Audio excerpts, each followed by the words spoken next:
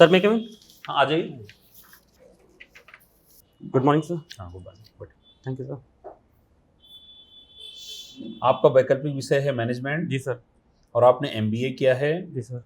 और cooking, reading, newspaper, जी sir. ये आपका हॉबी है। जी सर। बहुत बढ़िया, बहुत अच्छा। और आपने एकेटीयू से पढ़ाई की जी है। सर। हाँ, तो एमबीए आपने एकेटीयू से किया। एकेटीयू जो यूनिवर्सिटी है, इसका आदर्श वाक्य क्या है, मोटो? हर विश्वविद्यालय का एक आदर्श वाक्य होता है ना, तो इसका आदर्श वाक्य क्या है सर विश्वविद्यालय सॉरी सर, इस समय मेरे को इस समय याद नहीं आ रहा है। का? आपने एमबीए किया और मैनेजमेंट की पढ़ाई की है। जी सर। ये बताइए, जो प्रबंधन है बड़ा विस्तृत क्षेत्र है। जी सर। आर्थिक प्रबंधन, राजनीतिक जी प्रबंधन, सर। सामाजिक प्रबंधन, और सबसे बड़ा है जीवन का प्रबंधन ओवरऑल। जी सर। ठीक है, तो एक प्रबंधन जो विषय है वो आपको प्रशासन में किस तरह से योगदान दे सकता है? आपकी जो बैकग्राउंड रही, आपने मैनेजमेंट से पढ़ाई की, तो उसको आप अपनी एक जो एडमिनिस्ट्रेटिव स्किल है उसमें आप कैसे बेहतर इसको प्रयोग कर सकते हैं अपने विषय के ज्ञान को? सर जैसा कि आपने बताया कि प्रबंधन बहुत ही विस्तृत कार्य क्षेत्र है कि जहाँ पे उसकी उपयोगिता हर जगह है, चाहे वो जीवन का कोई भी हो या प्रशासन में हो। सर इसका उपयोग किया जा सकता है, सर मैं ज़्यादा से ज़्यादा इसका प्रयोग किया जा सकता है ज़्यादा से कम रिसोर्सेज में ज़्यादा से ज़्यादा आउटपुट लेने में, अपने साथियों को मोटिवेशन करने में, उनका प्रॉपर प्लानिंग करने में, उनकी स्टाफिंग करने में, और सबसे ज़रूरी है उनका मोरल ऊँचा करने के लिए, ताकि वो अपनी उपयोगिता सिद्ध कर पाएँ और इस प्रशासन में अपना योगदान दे पाएँ। अच्छा अच्छा, आपने जो प्रायोरिटी भरी है, भरा है पहला प्रबंधक सामान्य, प्रशासन सामान्य, दूसरा सहायक भंडार क्रय अधिकारी। जी सर। तो आप केवल इन 2 पदों के लिए एलिजिबल हैं। जी सर। एमबीए डिग्री वालों के लिए जी सर। 2 पद हैं। ठीक है, प्रबंधक जो है प्रशासन और सामान्य, इस पद पर आप कार्य करेंगे। जी सर। तो आप इस पद पर योगदान देने के साथ कैसे बेहतर बना सकते हैं? एक प्रबंधक का बड़ा महत्वपूर्ण योगदान होता है, बड़ा इंपॉर्टेंट रोल होता है उसका। तो कैसे आप अपनी क्षमता का अधिकतम उपयोग करेंगे प्रशासन में? सर प्रशासन में इसका प्रयोग मैं इस तरह से कर सकता हूँ कि मैं लोग ज़्यादा से ज़्यादा प्रॉपर एक मैनेजमेंट करके कि रिसोर्सेज का ज़्यादा कम से कम यूज़, रिसोर्सेज का प्रॉपर यूज़ करते हुए ज़्यादा से ज़्यादा आउटपुट ले सकता हूँ, प्रॉपर चीज़ें वो कर सकता हूँ, पूरी स्ट्रीमलाइन तरीके से चीज़ें कर सकता हूँ, इस तरह से सर मैं कर सकता हूँ। अच्छा, मैं उत्तर प्रदेश का देख रहा था, आप उत्तर प्रदेश के मूल निवासी हैं? जी सर। मैं उत्तर प्रदेश की एक टेंडेंसी देख रहा था कि राजनीतिक क्षेत्र में हमारे पास 80 लोकसभा सीटें हैं। जी सर। पॉलिटिकली बहुत अवेयरनेस है, बहुत मजबूत हैं। जी सर। प्रशासनिक सेवाओं में बहुत हमारे युवा हैं। जी सर। हमारे लोग बाहर जाते हैं, दूसरे स्टेट में बहुत अच्छा काम करते हैं, लेकिन हम अपने स्टेट में ही हम सफल क्यों नहीं हो पा रहे हैं? अगर आप देखें तो कृषि के क्षेत्र में देखिए, किसानों की स्थिति बड़ी खराब है। ठीक है, गरीबी है, तमाम समस्याएं हैं, इतना ज़्यादा इस प्रदेश में अपॉर्चुनिटीज़ हैं, लेकिन हम उसका सही तरीके से फ़ायदा नहीं उठा पा रहे हैं। जैसे उत्तराखंड चले जाने के बाद, अलग राज्य बन जाने के बाद, हम पर्यटन को बहुत बढ़ावा नहीं दे पाए, जबकि हमारे यहाँ बहुत ज़्यादा इको टूरिज्म से लेकर के रिलीजियस टूरिज्म, ठीक है, नेचुरल टूरिज्म, बहुत ढेर सारी अपॉर्चुनिटीज़ हमारे पास। ठीक, खूब पोटेंशियल है। एग्रीकल्चर में खूब ढेर सारी पोटेंशियल, पूरा नदियों का तंत्र है, बहुत उपजाऊ मिट्टी है, खूब रेनफॉल है, सारी फेवरेबल कंडीशन है, 9 एग्रो क्लाइमेटिक जोन है। ठीक ना, इंडस्ट्रीज़ के लिए बहुत अच्छा वातावरण है। ठीक, मतलब जो जियोग्राफिकल जो कंडीशंस हैं वो बहुत अच्छी हैं। ह्यूमन रिसोर्स यहाँ बहुत टॉप क्लास का है। ठीक ना, पॉलिटिकल लिटरेसी बहुत अच्छी है, लगातार पॉलिटिकल स्टेबिलिटी बनी हुई है। ठीक है, एक पार्टी की लगातार सरकार बन रही है। ठीक, लेकिन इसके बाद भी क्या हमारे प्रदेश का मैनेजमेंट फेल है? क्या प्रबंधन कहाँ फेल हो रहा है कि हम नंबर 1 राज्य नहीं बन पा रहे हैं? लंबे समय तक हम बीमारू राज्यों की श्रेणी में गिने गए। जी सर। हम हरियाणा, पंजाब जैसी एंटरप्रेन्योरशिप स्किल नहीं डेवलप कर पा रहे हैं, वैसा एग्रीकल्चरल स्ट्रक्चर नहीं बना पा रहे हैं। जी सर। गुजरात है छोटा राज्य, तमाम छोटे छोटे राज्य हैं। सामाजिक आर्थिक सूचकांक जो हमारे सोशियो इकोनॉमिक इंडेक्स उसमें बहुत ऊपर है। तो आखिर कहाँ हमारे प्रबंधन में क्या कमी है? सर मेरे ख्याल से सर, जहाँ तक मैं समझ पा रहा हूँ तो सर उस हिसाब से कि सर हम अपना जो ह्यूमन रिसोर्स है उसको पूरा यूज़ नहीं कर पा रहे हैं, जिस हिसाब से सर जैसे हमारे पास काफ़ी अच्छा टैलेंट है, लेकिन उस टैलेंट का सर हम उसको उस स्तर पे आके उपयोग नहीं कर पा रहे हैं जिस स्तर पे हमको चाहिए। सर जैसे हम देख रहे हैं कि उत्तर प्रदेश में सर काफ़ी बड़ी-बड़ी यूनिवर्सिटीज़ हैं, आईआईटी से लेके एनआईटी से लेके एचपीटीआई, आईआईटी जैसे उच्च संस्थान हैं जिनकी हिंदुस्तान मतलब इंडिया में काफ़ी ज़्यादा ऊँची रैंकिंग पे है। सर इनसे हम लोग जो अपने बच्चे निकलते हैं ये इस फील्ड में आकर सर एग्रीकल्चर ऐसे हमारा ये क्षेत्र जहाँ पे उत्पादन क्षमता तो बहुत है, लेकिन ये अपना योगदान आधुनिकीकरण की तरफ नहीं कर पा रहे हैं। इसकी वजह से सर मेरे ख्याल से कहीं न कहीं ये ह्यूमन रिसोर्स की समस्या से ग्रसित है, तो रहा है थोड़ी समय नहीं, तक। प्रबंधन के क्या तरीके आप बताएंगे just to remove this condition? कैसे इस कैसे कंडीशन आप से मतलब एक प्रशासक उभरेंगे? हो? क्या उपचार है आपके? सर प्रबंधन के सर सर प्रबंधन में सर एक ऐसा एंटरप्रेन्योर मतलब प्रबंधन की मदद से एक ऐसा एंटरप्रेन्योर सर सेटअप किया जा सकता है कि ज़्यादा से ज़्यादा लोग इसकी तरफ आकर्षित हों, या फिर मैनेजमेंट करके सर इस तरह से, अब जैसे मार्केटिंग मेरा विषय रहा है तो मार्केटिंग से लोगों को इसकी तरफ प्रेरित किया जा सकता है इस तरह से। जैसे आप राजस्थान देखिए, जी सर।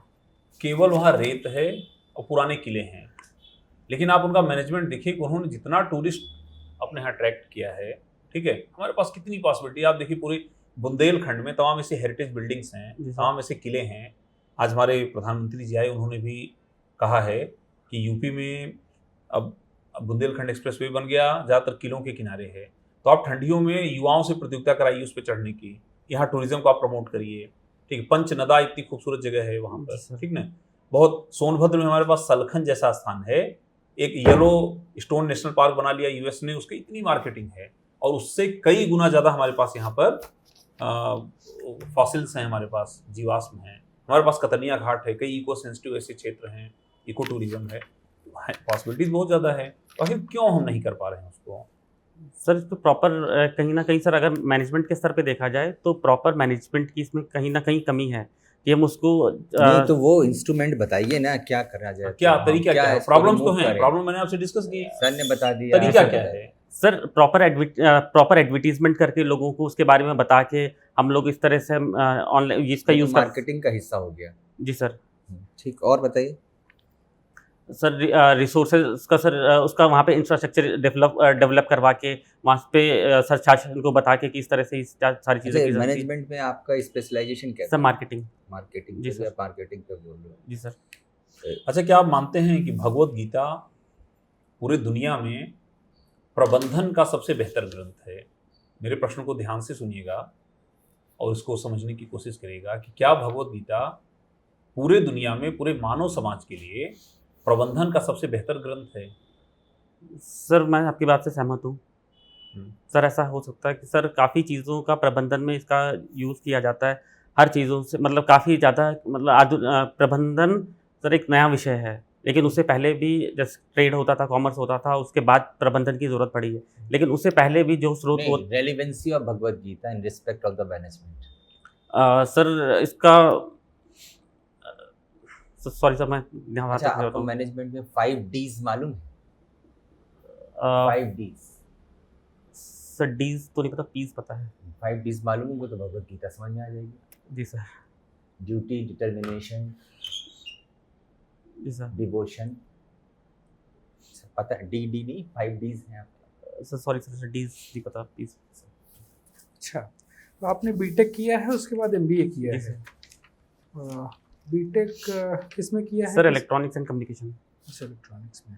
ये आर्टिफिशियल इंटेलिजेंस की आजकल बड़ी चर्चा रहती है। जी सर। क्या है ये इंटेलिजेंस? सर आर्टिफिशियल इंटेलिजेंस इस तरह का एक उपकरण इस तरह की तकनीक होती है, इसमें हम कंप्यूटर या मशीन के द्वारा उनकी एक बौद्धिक क्षमता आर्टिफिशियल रूप से तैयार करते हैं, जिनमें उनमें इमोशंस नहीं होते, लेकिन वो कार्य ह्यूमन की तरह कर सकते हैं। जैसे कोई उदाहरण बताइए। जैसे कोई एग्जांपल दीजिए। Sir artificial intelligence sir robots हो गए। जी सर। तो रोबोट टेक्नोलॉजी तो पहले से ही थी, आर्टिफिशियल इंटेलिजेंस क्यों कहा जा रहा है? सर जैसे सर नैनो टेक्नोलॉजीज हो गई कि सर जहाँ पे हम लोग पेशेंट्स के साथ सर उनका यूज़ करते हैं सर, उनमें कंप्यूटर्स में सर हो गया सर, इस तरह की चीज़ें हैं। कुछ और इलेबोरेट करिए थोड़ा सा, कैसे इसको और किसी कोई उदाहरण से समझिए। सर इसका अभी एक एग्जांपल सर डिफेंस है सर, जहाँ पे हम लोग अब डिफेंस में सर जैसे मिसाइल्स वगैरह यूज़ करते हैं, आर्टिफिशियल इंटेलिजेंस बेस्ड होता है, जहाँ पे सर हम अपना टारगेट सेट कर देते हैं, वो अपने जाके टारगेट पे हिट करती है। अच्छा, वो आर्टिफिशियल इंटेलिजेंस है। सर उसका प्रयोग किया जा सकता है। एक दो तो बिल्कुल करेंट एग्जाम्पल हैं इसके, बता नहीं रहे आप उसको। चलिए, ध्यान नहीं आ रहा होगा। अभी तक कितने टेक्नोलॉजिकल रेवोल्यूशंस हो चुके हैं, ये हम लोग किस सर- स्टेज में है ये? सर अभी तक 3 हो चुके हैं, 4th रिवोल्यूशन है सर। अच्छा, जी सर। Fourth generation. जी sir, 4th generation revolution. Fourth generation में क्या क्या हो रहा है? सर इसमें मेन सर डाटा का और आर्टिफिशियल इंटेलिजेंस का ही सर यूज़ है सर, ये है। अच्छा, जी सर। आजकल डेटा पे बड़ी चर्चा रहती है, जी sir. Data management, data analytics, तो क्या है ये, इसका प्रयोग किस तरीके से किया जा सकता है? सर डाटा डाटा इंफॉर्मेशन का एक कलेक्शन होता है, जहाँ पे इसका प्रयोग सर उसके बारे में जानने के लिए हर चीज़ में किया जाता है। लेकिन सर डाटा का यूज़ इस समय सर दिक्कत ये आ रही है कि सर हमारे पास डाटा जैसे इंडिया है, इंडिया में डाटा स्टोर, हमारा जो डाटा है सर ये बाहर स्टोर होता है। इसकी वजह से सर कोई भी साइबर क्राइम या किस तरह से जो चीज़ें हैं वो दिक्कत कर सकती नहीं, है। वो तो एक इशू बता रहे हैं आप, मतलब डेटा कैसे यूज़, कहाँ, एक कोई उदाहरण देख समझाइए कैसे यूज़ किया जा सकता है डेटा? सर डाटा का सर जैसे अभी हम लोग आयुष्मान भारत डिजिटल पे काम कर रहे हैं सर, जहाँ पे हम लोग सर अपना डाटा यूज़, पेशेंट का डाटा सर रख लेंगे, तो उससे क्या होगा कि भविष्य में या प्रीवियस में सर उसको किस किस बीमारी से ग्रसित तरह भविष्य में क्या हो सकता है, या किस तरह से हम लोग उसके ऊपर पूरे मेडिकल पे काम कर सकते हैं सर उस पर। आयुष्मान भारत योजना क्या है? सर आयुष्मान भारत योजना है सर परिवार को प्राइमरी हेल्थ कवरेज सर देना 5 लाख तक का। अच्छा, प्राइमरी हेल्थ कवरेज में क्या क्या आता है? सर प्राइमरी हेल्थ कवरेज में सर इस समय को ध्यान नहीं आ रहा है प्राइमरी में। अच्छा, ठीक है। ये आपने मैनेजमेंट की पढ़ाई की है, जी सर। फादर ऑफ मैनेजमेंट कौन है? Sir Henry fuel I think. अच्छा, कंफर्म है? सर श्योर नहीं सर, बट ठीक है। पोस्ट कार्ब एक डॉक्ट्रिन होता है, ये क्या होता है? सर पोस्ट कार्ब सुना है आपने? सर नहीं सर, नहीं सुना? नहीं सर। अच्छा, ह्यूमन रिसोर्स मैनेजमेंट क्या होता है? सर ह्यूमन रिसोर्स मैनेजमेंट होता है कि सर जहाँ पे हम ह्यूमन का एज ए रिसोर्स यूज़ करके उनका प्रॉपर मैनेजमेंट करते हैं सर। इसमें रिक्रूटिंग एवरेज रिसोर्स। सर क्या क्या बोला आपने? Human resource. सर मैं कह रहा हूँ ह्यूमन को एज ए रिसोर्स हम मैनेजमेंट किया जाता है, ताकि वो अपना आउटपुट दे सकें या अपना इफेक्टिव काम कर सकें। भारत जैसे देश में ह्यूमन रिसोर्स मैनेजमेंट कैसे, आप किसी को समझाना होगा, कैसे समझाएंगे?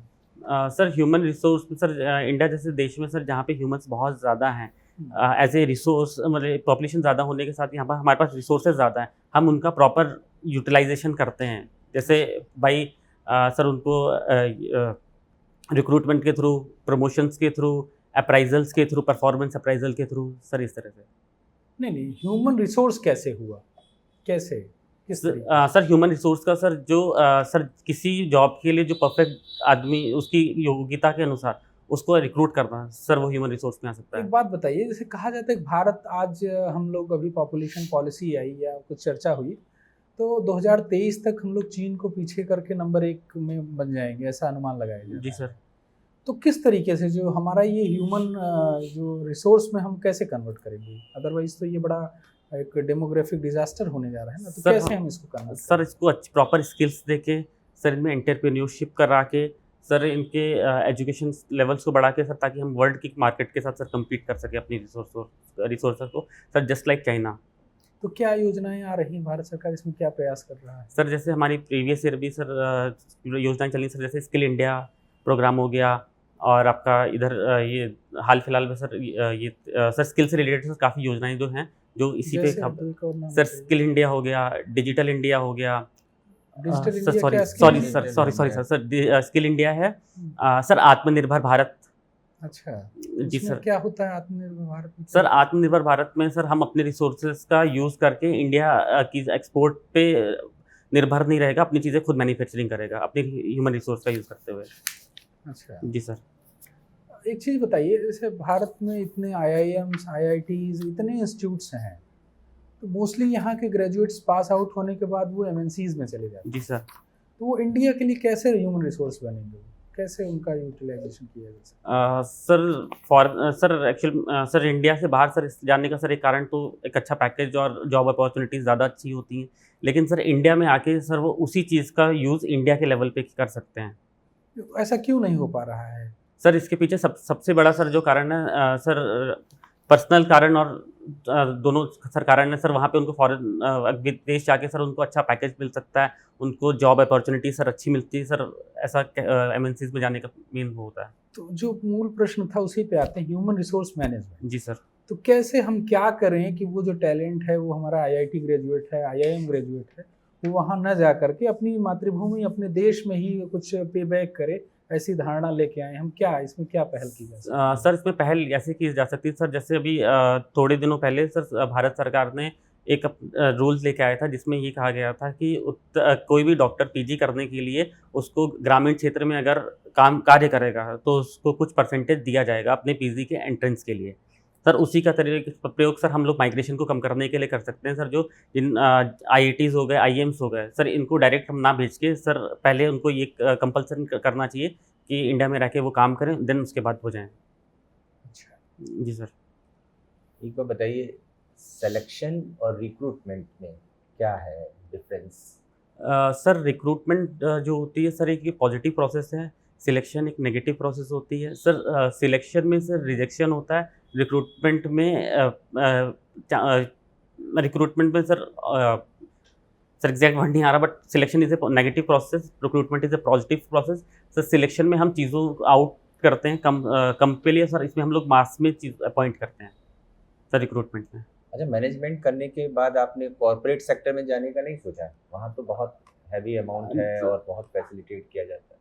सर नहीं सर, मेरा सर रुचि इसी में थी, सिविल सर्विसेज तो की। मैनेजमेंट से सिविल सर्विसेज की तरफ गए आप? सर मैं साथ में सिविल सर्विसेज की प्रिपरेशन कर रहा था, उसी के बीच में मैंने मैनेजमेंट किया था, एमबीए किया था। फिर मैनेजमेंट को आपने ऑप्शनल बना दिया? जी सर। ठीक। Thank you. Thank you sir, thank you sir.